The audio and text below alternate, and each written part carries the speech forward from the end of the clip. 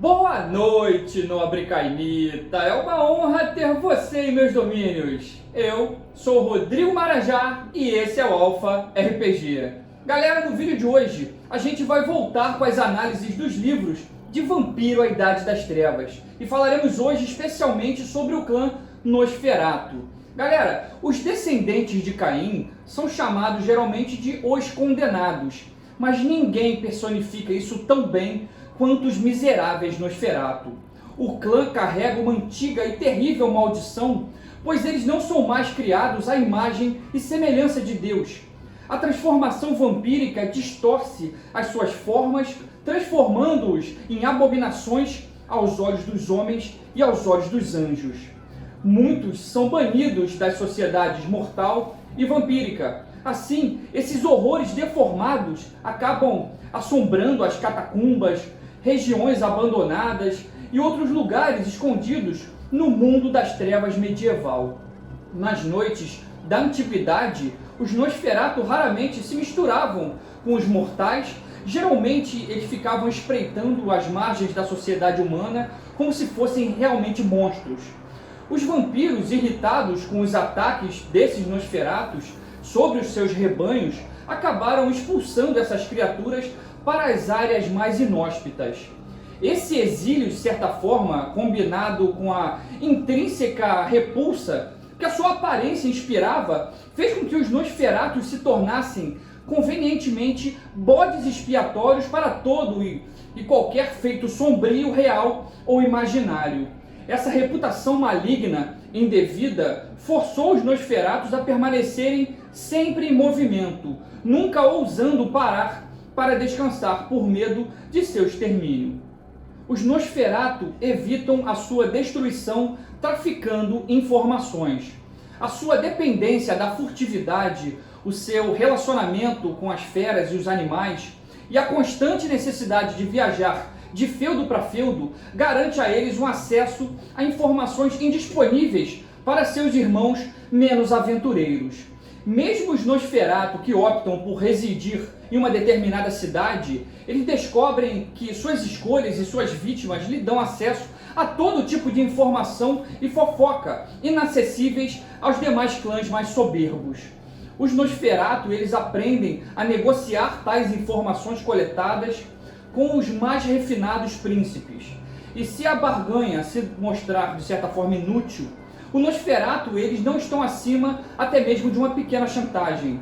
Desde a chegada do cristianismo, galera, muitos Nosferatu modificaram o seu comportamento, vendo a si mesmos como tendo sido amaldiçoados por Deus, mas capazes de encontrarem a redenção através de Cristo. Os Nosferatu suportam a pena na Terra numa tentativa de evitar o inferno. Geralmente os Nosferatu se escondem entre as camadas mais baixas da sociedade mortal. E dessa forma, muitas vezes eles acabam encontrando muitas oportunidades para fazer boas ações, mesmo estando nas sombras. Os Nosferatu muitas vezes são atraídos por ações de penitência. A sua resistência sobre-humana e a regeneração vampírica capacita esses leprosos a suportarem semanas de autoflagelação. Cada Nosferatu é único e cada um é mais horrendo que o anterior. As deformidades dos Nosferatu são tão inumeráveis quanto são grotescas. Alguns têm a aparência de corpos apodrecidos, incluindo a falta de narizes, lóbulos nas orelhas. Outros parecem demônios, como presas ou roedores bestiais. Outros ainda apresentam feições inchadas e distendidas, como humanos mortais que se afogaram. Muitos perdem os seus cabelos e veem crescer corcundas e verrugas como se fossem algum tipo de anfíbio, um tipo de sapo. Em alguns casos até crescem arbustos de espinhos como se fosse um ouriço. E outros são cobertos com bolhas de pus e gangrenas. Outros até mesmo criam um couro cinzento e enrugado. E alguns verdadeiros horrores não têm qualquer tipo de pele, parecendo aqueles porcos sem pele que ficam pendurados no mercado. Um fedor pútrido emana da maioria dos Nosferatu, e pragas de moscas e gafanhotos frequentemente seguem esses vampiros. Em todos os Nosferatus há a marca da impureza, e essa impureza é muito pesada. Em um esforço para esconder a sua vergonha e evitar, de certa forma, os caçadores de bruxas, na época medieval, a maioria dos Nosferatus se cobrem com panos e sacolas. Quanto aos refúgios dos Nosferatu, eles se escondem em lugares abandonados, pestilentos, preferindo ruínas, charcos, florestas sombrias ou até mesmo zonas infestadas por pragas. Nas cidades, eles tendem a habitar antigas catacumbas, leprosários, labirintos, guetos étnicos e abrigos fora dos muros da cidade. As gigantescas fossas comuns nas cidades medievais proporcionam amplos e fedorentos abrigos da luz do sol. É improvável que mesmo o mais esforçado caçador de demônios ou caçador de bruxas escave através de um monte de dejetos em busca de um vampiro adormecido. É muito difícil disso acontecer, Os Nosferatu que seguem o caminho do paraíso frequentemente punem os orgulhosos, os hipócritas e os pecadores, incluindo-os no clã. Ocasionalmente, um Nosferatu indignado escolhe uma vítima linda para torná-la monstruosa, mas essa prática é atualmente muito incomum. O caminho do paraíso é o mais comum entre os vampiros Nosferatu, seguido de perto pelo caminho da besta. Muitos Nosferatu, eles renegam o caminho da humanidade considerando-se indignos da humanidade, ou que a humanidade é indigna deles. Apenas alguns poucos Nosferatu seguem o caminho do diabo. Mas aqueles que o fazem são realmente terríveis, se deleitando com suas deformidades, interpretando até o fim o seu papel de monstro impiedoso. As disciplinas do clã são animalismo, ofuscação e potência. E a fraqueza do clã é exatamente essa, que todos os Nosferatu são monstruosamente deformados. O seu traço de aparência na ficha são automaticamente marcado como 0 e não pode ser aprimorado com o tempo. Todos os testes sociais envolvendo a aparência, incluindo a maioria das primeiras impressões, falham automaticamente. Quanto à organização do clã, galera, a sociedade Nosferatu ela é informal, mas mesmo assim firmemente organizada. Eles são talvez o clã mais coeso internamente. Os milênios de deformidade compartilhada, abuso e privação forjaram elos fortes entre os Nosferatu. Os anciões do clã são reverenciados, mas espera-se que eles tratem os jovens com justiça. Os Nosferatu, eles então tratam uns aos outros com muito respeito, um respeito até cuidadoso e uma elaborada cortesia. Eles trocam livremente informações entre si e isso torna o clã extremamente bem informado. Surpreendentemente, os Nosferatu têm um forte sentimento de unidade do clã. Talvez isso seja inevitável, afinal, quem senão um monstro pode tolerar a companhia dos outros monstros? Qualquer que seja a razão, os Nosferatu prontamente cooperam uns com os outros. Ao contrário da maioria dos outros vampiros, dos outros clãs, que exaltam os seus fundadores, o seu antediluviano como um herói mítico e a fonte de todas as coisas boas no paradigma vampírico, os Nosferatus eles temem e desprezam o seu progenitor principal. Na verdade, os Nosferatu eles chegam ao ponto de falar de uma perseguição mística feita contra eles por seu torpe fundador. Os agentes dessa perseguição, criaturas consideradas ainda mais monstruosas ainda que os próprios Nosferatu, têm uma variedade de denominações. Eles podem ser conhecidos como Niktuku, Nephilim ou Echidnai, entre outros nomes, Obviamente, os Nosferatu têm sérias desvantagens com relação a obter posições de influência no mundo mortal.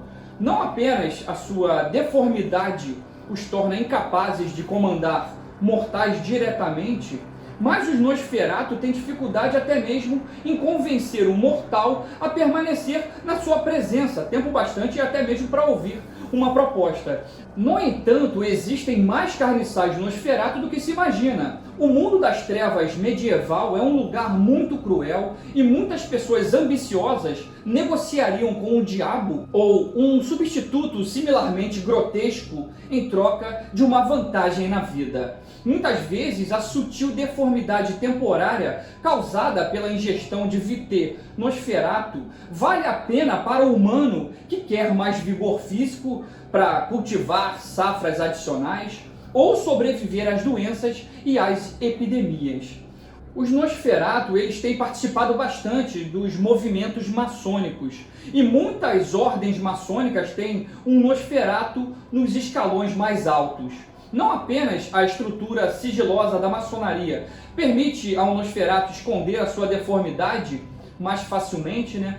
Pois muitas vezes o mestre se oculta com uma máscara de cera. E os movimentos maçônicos também concedem aos Nosferatu o acesso a novas construções e técnicas de engenharia. Os Nosferatu, eles raramente recorrem à guerra aberta, à guerra direta, mas são mestres em emboscadas. A sua aptidão para a ofuscação os torna formidáveis guerreiros.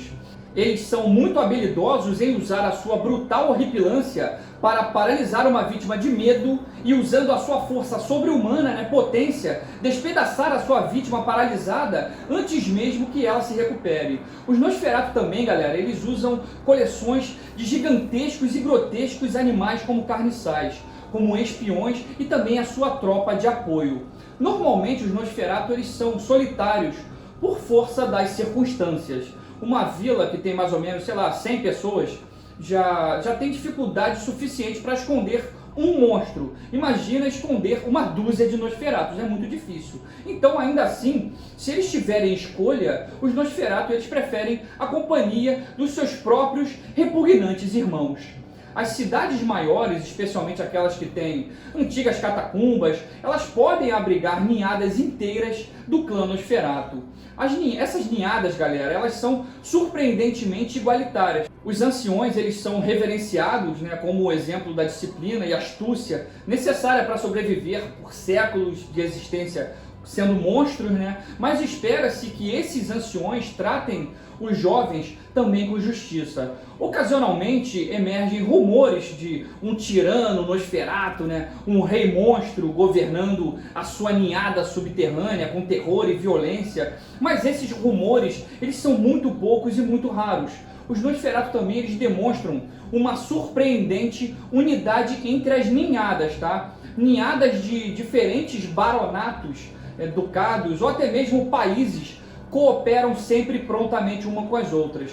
E o clã está atualmente preocupado com a mesma coisa que sempre esteve, a sobrevivência. Então os Nosferatu, eles apoiam fortemente a ascensão das grandes cidades, né, das vilas, particularmente aquelas erguidas sobre antigas cidades romenas, né, as ruínas e as catacumbas que as acompanham proporcionam excelentes esconderijos. E os Nosferatus, eles tendem a apoiar a ascensão dessa burguesia, vendo-os como merecedores do poder e menos pretensiosos do que aquelas velhas dinastias feudais.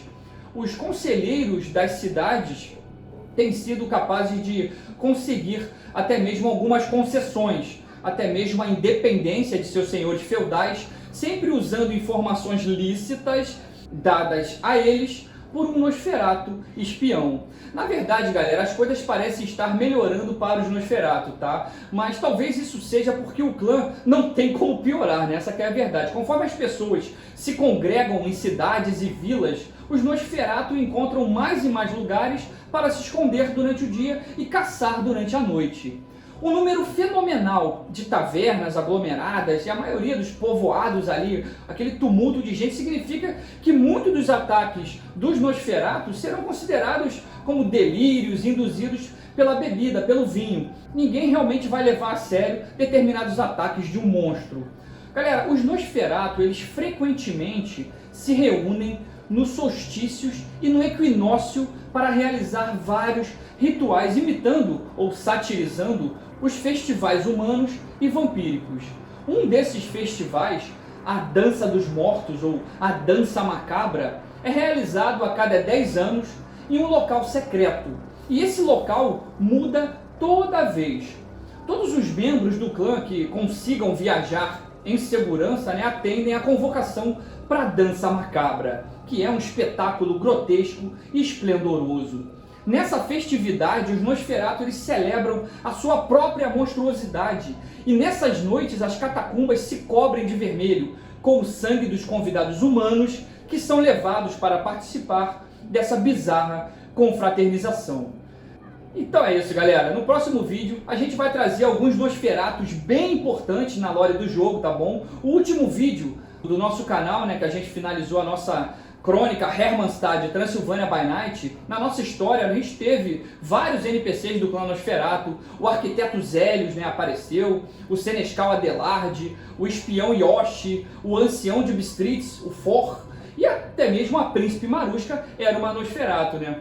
Nós fizemos até um vídeo exclusivo sobre ela. Então, além de deixar o like, galera, e se inscrever no canal, como eu sempre peço, deixe também um comentário aqui pra gente qual é o Nosferatu que você gostaria de ver a gente retratando num vídeo especial sobre ele. A gente tem várias opções, tá? O Rabat, o Tariq, o Aine, o Joseph Svi, o Zélios, a Gutka, tá bom? Depois deixe seu comentário aí, qual Nosferatu você gostaria de ver, que a gente vai fazer um vídeo bem especial sobre ele, tá bom? Lembrando que a gente já tem um vídeo bem especial, tá? Um vídeo magistral, feito pelo grande Rô Amadeu, onde ele fala do antediluviano, o Abssimiliardi e da Baba Yaga. O vídeo dele é muito maneiro, tá? É muito completo, onde ele traz as histórias sobre a fundação do clã, sobre os Nictuco, ele aborda também as informações que constam no Clã Book Nosferatu e do livro Knights of Prophecy, tá? Vale a pena dar uma olhada no canal Segredos de Narrador do grande Rô Amadeu, tá? Material produzido por ele realmente é incrível.